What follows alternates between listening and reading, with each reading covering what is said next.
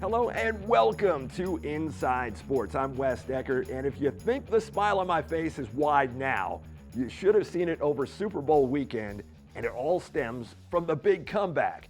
I didn't know it was coming, and I try to stay up on these things. I mean, it looked about as bleak gets, and with time slipping away, I had totally begun to lose faith. But then it happened, and what an unbelievably pleasant surprise it turned out to be. After 5 long months, Justin Bieber returned to Instagram. With the upload of his new T-Mobile ad, the Biebs was back on the social media platform in all his glory. And how glorious it is to see him showing his comedic side, not to mention his unlimited dance moves. Dare I say, Justin Bieber has made Instagram relevant again, and in so doing has reminded me why I became a believer in the first place. Baby, baby, baby, it's good to have him back. Now, that's what I call a big comeback. Now, if you somehow thought I was going to go in a different direction with this, like talking about a certain football game, why bother? Depending upon your rooting interest, it was either impressive or depressing. It was either the greatest come from behind victory or the greatest choke job in sports history. If you follow me on Twitter, then you already knew going in what I knew going in because I had retweeted it. History has nearly become destiny in a couple of respects relative to the Super Bowl. One, the last 7 NFL MVPs to play in the big game had all failed to win it. And two, 11 of the last 12 teams to win it had worn white jerseys. Saturday night, Falcons quarterback Matt Ryan was awarded the league's MVP, and Sunday, he and his Atlanta teammates wore red jerseys. Right then and there, their fate had been determined. They were doomed to become statistics, game over. Never mind that they would jump out to a 28-3 lead. They had already received the kisses of Super Bowl death before the game ever kicked off. Even so, it never hurts to help your own cause, which goes back to that luck thing I talked about last week. According to my sources, Julian Edelman was wearing a pair of V's when he made that incredible catch on the Patriots' tying touchdown drive. If you don't get that reference, then see the open to last week's show, and that's why you never want to miss one. Ahead this week, the Herald Mail insiders bring their, insight to share with you. Kevin Dunleavy and Bob Parsoliti join me for boys and girls basketball, respectively. And I start, as only I wish I could all the time, with Dan Kaufman. Indoor track and field region champions and state qualifiers are at the subject matter right after this. Champions are not merely born, they're forged in the crucible that is flag football. With equal parts turf, pigskin, and heart. That's why Buffalo Wild Wings donates to boys and girls clubs across the country to not only help thousands of kids learn about teamwork on and off the field, but to help them fulfill their destiny. To shred defensive lines, terrorize the secondary, and emerge bonded as true champions. At Hagerstown Ford, we charge less, period. We're the largest Ford store in the tri-state area. Number one for only one reason. We charge less, period. Hagerstown Ford delivers. We'll bring your new ride to you and do the whole deal sitting at your kitchen table. Easy peasy. Get more for your trade, easy on-the-spot financing, and the lowest prices on the East Coast guaranteed. And if we can't beat their deal, we'll buy that car for you. Hagerstown Ford, we charge less, period. Welcome back to the show. We continue with indoor track and field now, and the state qualification meets are behind us for 1A and 2A West. And joining me to talk about them is Dan Kaufman, Herald Mail Assistant Sports Editor. Welcome back to the show, Dan. Thank you very much. Well, at the region meets, I don't think it was any surprise whatsoever that on the girls' side in particular, that Boonesboro just absolutely dominated, putting 86.5 points between themselves and the runners-up from Smithsburg. Scoring more than 200 points in all, which is unheard of for a region meet. I've never seen that before.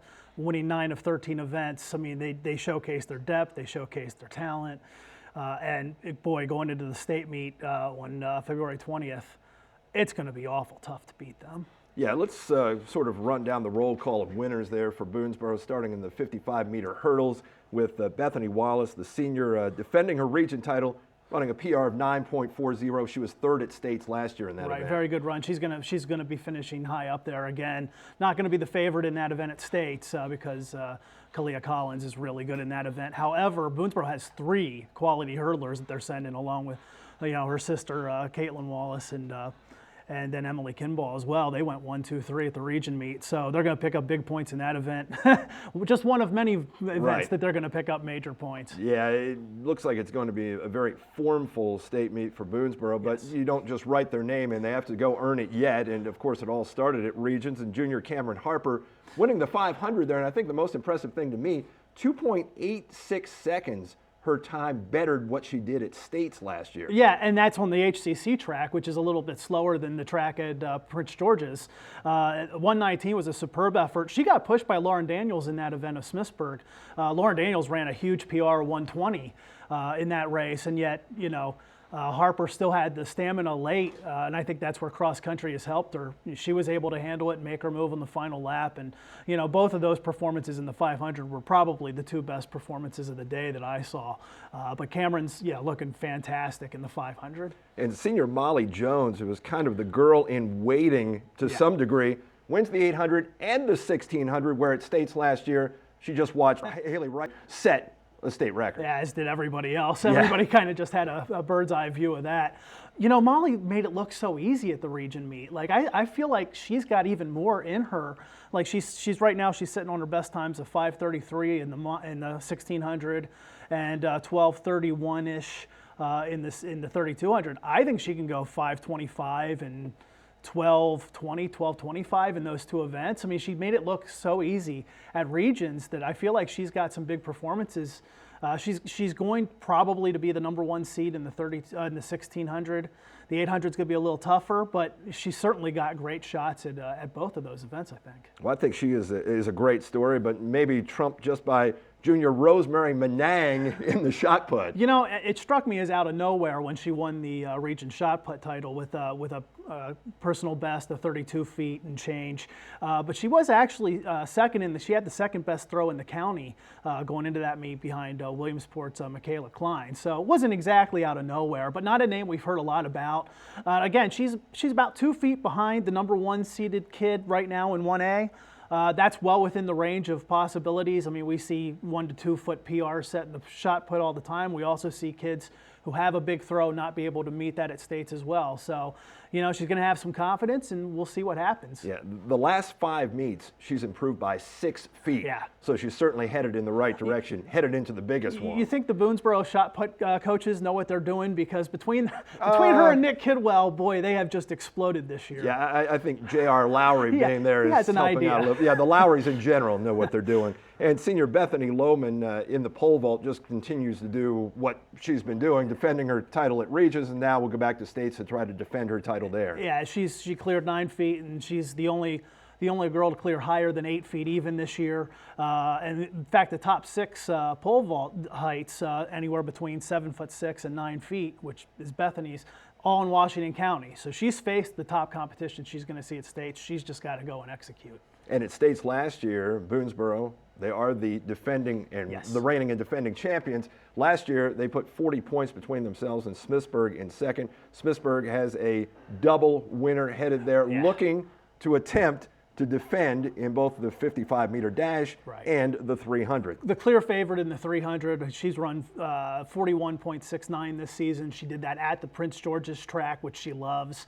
The 55 was a nail-biter last year that she won by a lean at the line. And that's going to be really close again. I mean, you look at the top 3 or 4 girls in 1A, and they're all right about the same time. So you don't know, again, that's just going to come down to probably at the line and who gets their nose out in front. But certainly a favorite in the 300. And boy, I guarantee you, she's chomping at the bit to get Cameron Harper in the 500 as well. She's running very, very well. Yeah, and that's Lauren Daniels, by the way, if we didn't give her a name. That's Lauren Daniels of Smithsburg. So 38 county girls will compete a week from Monday at the PG Sportsplex. 22 from Boonesboro, 11 from Smithsburg, 5 from Clear Spring. Over in 2A, 2 representatives from Williamsport, Abby Coons and Michaela Klein will go there. So we'll follow their fates and fortunes and let you know how it all turns out. Dan stays with me.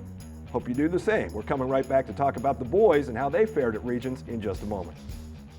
When it comes to hearing loss, who will be taking care of you? Audiologist Dr. Karen Hamilton is Hagerstown's hearing doctor, working to improve the quality of life for those with hearing loss. At Audiology Services, Dr. Hamilton focuses on evaluation and diagnosis to provide solutions for treating hearing loss. Using the latest technology, she programs hearing aids to meet your unique needs and ensures they fit properly and comfortably. Audiology Services participates with most insurance companies and will check benefits and file claims on your behalf. Dr. Hamilton and her team also serve the community through Hagerstown Hearing, which focuses on providing crystal clear sound in places such as theaters, churches, offices, and homes. Hagerstown Hearing installs looping systems that allows those with hearing loss to enjoy speech clarity and noise reduction, providing an experience like never before. To learn more about Audiology Services and Hagerstown Hearing, call 301-790-3300. Audiology Services and Hagerstown Hearing, providing crystal clear sound. Welcome back to the show and more region indoor track and field. Now 1A and 2A West for the boys. Dan Kaufman stays with me. And Dan, well, it was Boonesboro, as you said in the paper, all day long. And for the boys, they outdistanced Smithsburg by 108 points. Yeah, even more than the girls won by, again, the depth just proving way too much to handle, especially with the unfortunate sidelining of Smithsburg's Will Merritt, who is hopefully going to come back healthy for outdoor season, still dealing with an IT band injury and possibly a rib injury that we've heard about. But yeah, so anyway, you take him out of Smithsburg's lineup, and what resistance does Boonesboro have, really? But at the same time, you know, they're going out there and putting up the performances. Yeah, and the Warriors' roll call of winners, an interesting lot as they win 6 of the 13 events overall, starting with freshman Billy Anderson in the 500. Here's a guy who was disqualified at the county meet, and his best finish this year in the 500, 17th before Saturday. And he had a great opportunity, because if you're looking at the heat sheets for the 1A West region, it was a relatively, I don't want to say weak, but there wasn't any superstar running that particular event. But he took advantage of that. And he did. He dictated that race. Yeah. And you know, you look at the heat sheets and you say, I have an opportunity, and then you got to go out and execute. And he definitely executed, and he's a kid now that can go to states. Yeah. And, you know, Boonesboro, if they're going to win a boys title, it's going to stem from their depth. And he's an example of, you know, he's not going to be favored to win at states, but you get 3rd, 4th, 5th place points, they add up. And a great way to build confidence Absolutely. in a youngster, a freshman, Absolutely. a region champion now. Sophomore Donovan McClellan also becomes a region champ, winning the 800, adding a region crown to his county title in that event. He was 5th at states last year. Yeah, and he excels at every distance from the 500 to the 1600. He's a kid that in each of those events, you look at his best times this year, and he's right there with the state leaders. And I'm really impressed with this Boonesboro distance crew and all, because you have Ben Hardings, who has the top 3,200 time in the county, and one of the top, he's right there with Declan Horner as far as the state goes. Declan Horner of Southern Garrett, who was pretty impressive at the region meet. And then Nick Kaufman's also there picking up points in these distance events for Boonesboro.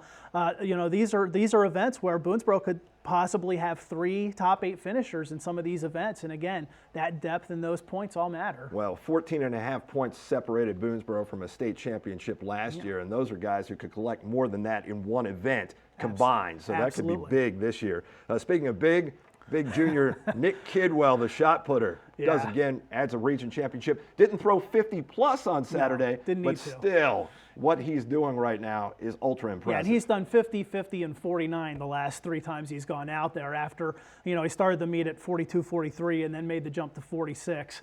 Now he's consistent 49 to 50. He's by far the #1 seed in Class 1A in the state.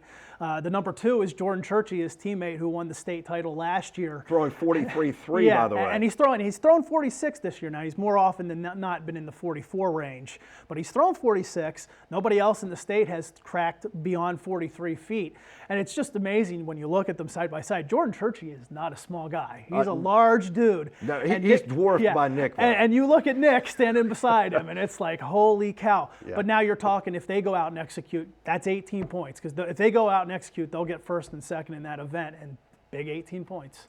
Then you got senior Isaiah Elzy, who won the high jump, tying his PR at 5'10". Great story, coming back from a broken bone in his leg. And I think he has all the potential, seems to just be rounding into form right now. There's one kid in 1A that's jumped 6'2" this year, who's going to be the favorite, assuming he qualifies for states, which you got to think he will. But other than that, Isaiah Elzy at 5'10" is right there with everybody else. And high jump's one of those events where you don't always clear your best every day. So, you know, he could go clear 5'10" or even 6 feet. He's got a shot at state gold as well. Yeah, defending state champ there, incidentally. And then you got senior Ian Mann of Hancock, who defends his region crowns in both the 55-meter dash and the 300, and now heads to states. Running really well, definitely his best times. If you look at his best times this season, you know, he doubled in the county and the region last year as well, but he's running better times this year. Again, not going to be a favorite in either event, but he's solidly top 4, top 5 in both. Within shouting distance, and I don't think he's run at PG County, which is a faster track surface, especially in the 300. So, you know, I know he's excited. His whole year has been built around states, and we'll see what he can do. And then you have sophomore Sam Ewing, who was an upset winner, the sophomore from Smithsburg, in the 55-meter hurdles. Yeah, Adam Burleman hit a hurdle early in that race, and it knocked him back to third in the hurdles final. And he was visibly disappointed. And I was kind of thinking, well, you know, great run by Sam, who ran clean, you know. But then we saw the time, and we saw that Sam, he ran an 8.36 second 55 hurdles. That's tops in the count by any county runner this year. So it wasn't just Burleman hitting a hurdle. Sam Ewing went out and ran a season best time as well. And boy, I'm excited to see those two go at it at states. So it should be fun. Yeah, I think that'll be fantastic. 38 boys going to states, highlighted by 21 from Boonesboro. In 2A, by the way, one qualifier from Williamsport, Justin Walters, in the pole vault. He finished 4th in that event on Saturday. So, Dan, it all comes down to one big one on President's Day. Looking forward to that. And don't forget, of course, 3A West Region Championships scheduled for Thursday at the Baltimore Armory. Correct. So we'll have some more state qualifiers coming out for that. That does it for indoor track and field for now. Thanks for being here. Always fun to be here. I'll be back right after this. I've got boys basketball with Kevin Dunleavy in just a moment. Tony's Pizza in Williamsport has had the same simple philosophy since 1985. Start with simple products. Sauce from the best Italian tomatoes. The best cheese and dough made fresh every day. Then mix those with a great atmosphere, and you'll have the best dining experience you can find. Tony's is known for their pasta dishes, subs, pizzas, and specialty items like their Nutella Dots and the famous Crazy Tony. Simply put, they want to give the best food they can give to their customers. So stop in today to Tony's Pizza in Williamsport. Labor's Office Furniture now has a large selection of in-stock FlexSteel home furnishings. After 43 years of establishing itself as the place to find top-brand office furniture at warehouse prices, great deals on FlexSteel home furnishings have come home to Labor's. Stop in to see Labor's FlexSteel inventory today. Life's expensive. You've got your home, your car, maybe a family, and now you're thinking about earning your degree. At Kaplan University, we get it. When it comes to the cost of your education, every bit helps. That's why we created Tuition Cap. It's a program that sets the maximum amount you'll pay for college. Once you meet the cap, the rest of your degree is free. That's right, free. That adds up to a 33% savings off the full tuition. It's all part of our promise to make college more affordable. Learn how you can save with Kaplan University's Tuition Cap program at 1-866-KAPLAN-4.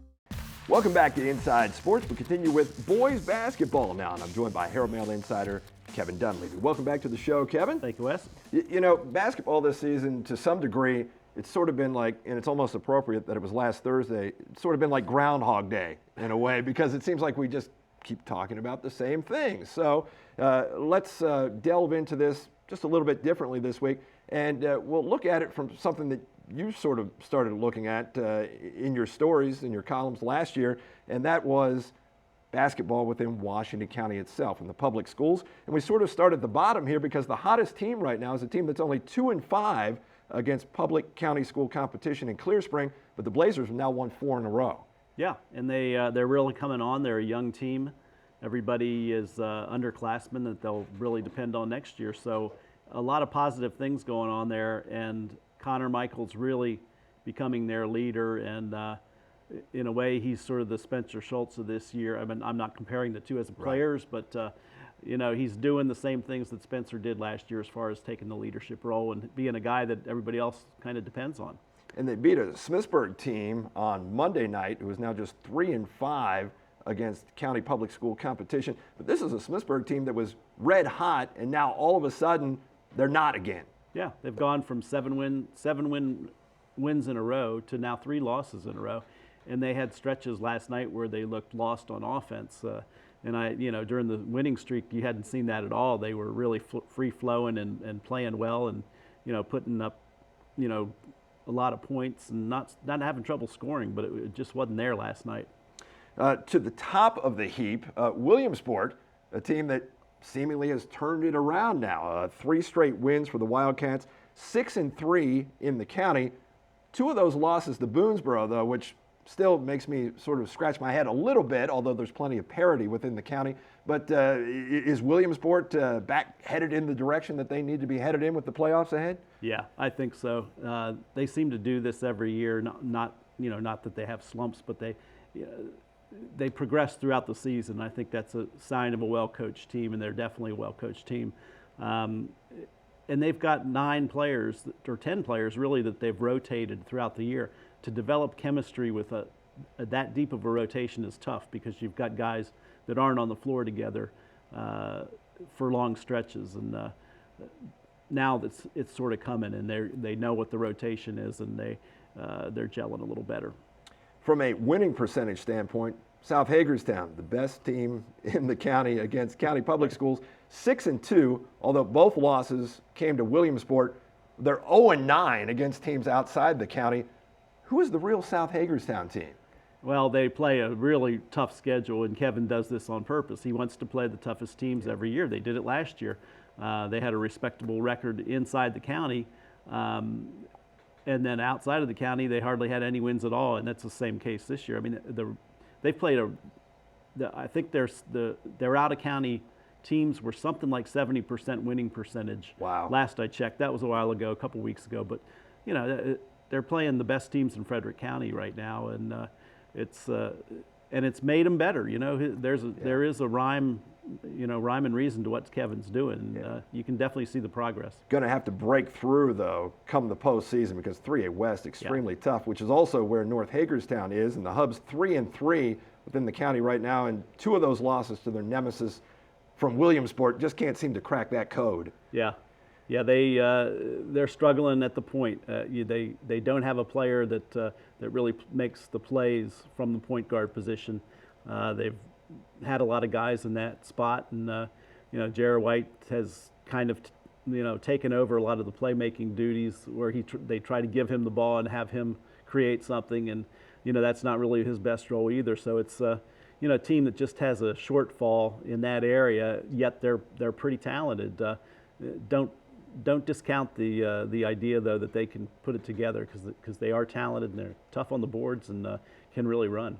And Boonesboro 3-5 in the county right now, but they've lost 3 in a row. They'll try to get back on the winning track on Tuesday against North Hagerstown, so that should be an interesting matchup. Speaking of interesting matchups, Thursday, Clear Spring at Williamsport. So 2 teams who are red hot there. We'll find out who continues with their winning streak. Smithsburg at Boonesboro on Friday should be a big game. And then, of course, looking forward to next Tuesday, round 2 between North and South, which is always a lot of fun regardless of the records. And, of course, North will be looking to exact a little bit of revenge there.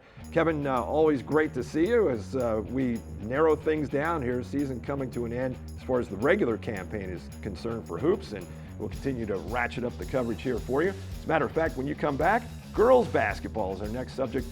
Bob Parsaliti joins me for that in just a moment.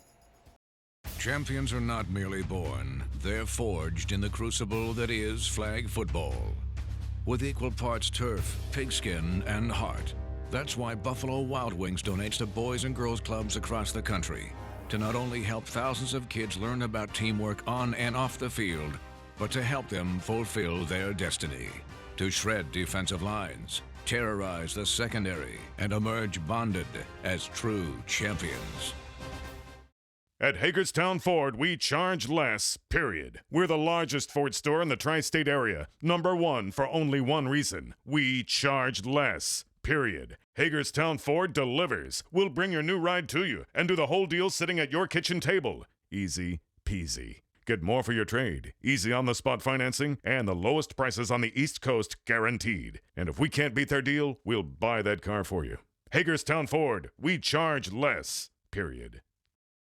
Welcome back to Inside Sports. We continue with more basketball now. Girls basketball with Herald Mail insider Bob Parsiliti. Welcome back to the show, Bob. Thanks for having me on.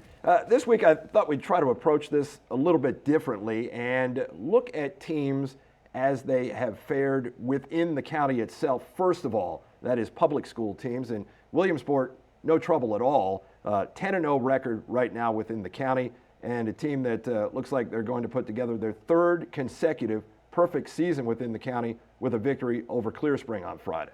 Yeah, I mean, they've kind of controlled this group of girls. The ones that are the seniors have been all the way through. They've had a lot of help along the way, and now they're doing it on their own and doing a pretty good job. I mean, they're a tight unit. They play well together, and I think they're finding a new gear right now because Caitlin Murphy's starting to hit more threes during the game, and Erin McVicker is doing a better job than she had been of getting the ball to the right people, and that's going to be the big thing for them going the rest of the way. On a 12-game winning streak right now, a 32-game winning streak against public school competition in which their average margin of victory is over 24 points per game. So that is sheer dominance within the county. But outside the county, they've gone 5-1 so far this year, also 10-1 at home, 7-0 on the road, and a 12-game winning streak. So head and shoulders, certainly the best team within the county. Second best team, I think you could say, maybe there'd be a little bit of an argument from Boonesboro right now, although Smithsburg beat Boonesboro first time around. Those two teams will meet coming up on Friday. Smithsburg 5-3 within the county, all three losses to Williamsport. And do we feel perhaps like Smithsburg's starting to turn things around a little bit now after the win over Heritage last Saturday? Well, I think they're still kind of feeling things out. There's a lot of things they do well. I think they have to make those final adjustments to get ready for the playoffs. There's times over before this Heritage game where they were struggling to score in the first half. And if they can't score, they can't put on that press. And if they can't put that press on, they really have a hard time scoring with the ball. And they're 5-0 against teams outside the county, which certainly bodes well once the playoffs roll around, and 8-3 on the road. So a lot of good things in that Smithsburg resume. But as you said, this is the time of year where you really need to ramp it up. And again, the big matchup coming up with Boonesboro on Friday. Boonesboro also 5-3 within the county, 6-3 at home this season, and they'll be at home against Smithsburg coming up on Friday. Right now, Boonesboro with the second longest winning streak among county public school teams at 3. So we'll find out if Boonesboro can maybe get over the hump a little bit. That would be a big win if they could pull that off against Smithsburg come Friday. Well, I guess the stat you should look after that is that between Smithsburg and Boonesboro, they have 6 losses in the county, and 5 of them are probably to Williamsport. Yeah, you're dead on with that. That's exactly right, and it just tells you again just how well Williamsport has played this year and has controlled the other teams within the county. Clear Spring with the next best record within the county, tied with North Hagerstown, but Clear Spring with a win over the Hubs earlier in the season. Clear Spring 1-5, North 1-5, and then South Hagerstown 1-7 within the county. And I guess when you take a look at those 3 teams, the silver lining there, Clear Spring has been a very good home team this season, but much of that was early in the year. What does Clear Spring need to do at this point, do you feel, in order to make some sort of impact with the postseason coming up? I think the impression I get out of Clear Spring is they have to control the game and play their game. I think once they get out of their comfort zone, they have a little bit of trouble. I don't think they're a really big, fast-paced team. I think they have to play that more patterned half-court, control the game, keep it in the 30s type of game in order to win. And I think once they get out of that comfort zone, they've had trouble. I mentioned the game on Friday between Boonesboro and Smithsburg. Big game Saturday, alluded to it last week, going back to Williamsport. Williamsport at home against Walkersville, 2 teams with 1 loss apiece in that 2A West Section 1. So this will have major playoff implications. And Williamsport's schedule not easy at all down the stretch, because after Walkersville, then at Winters Mill, and then at home against the team they beat last year to win the region championship in Liberty. So some big basketball to come, and we're just over a week away, a week from next Tuesday, away from the seedings coming out. The brackets of the playoffs are just about upon us, so we're looking forward to that. So we'll have results of those games on the hardwood and some highlights next week. Plus, the North Hagerstown Wrestlers go for Region Dual Championship. If they get that, they'll go to the state duels. We'll fill you in on what happens there. And we'll preview the county tournament in wrestling next week, too. That and much, much more coming up on our next show. Bob, thanks for being here this week. Thanks to all of you for watching. I'll see you then on The Inside. Hey, your sisters and your brothers, your haters and your lovers, you gotta get up in the streets.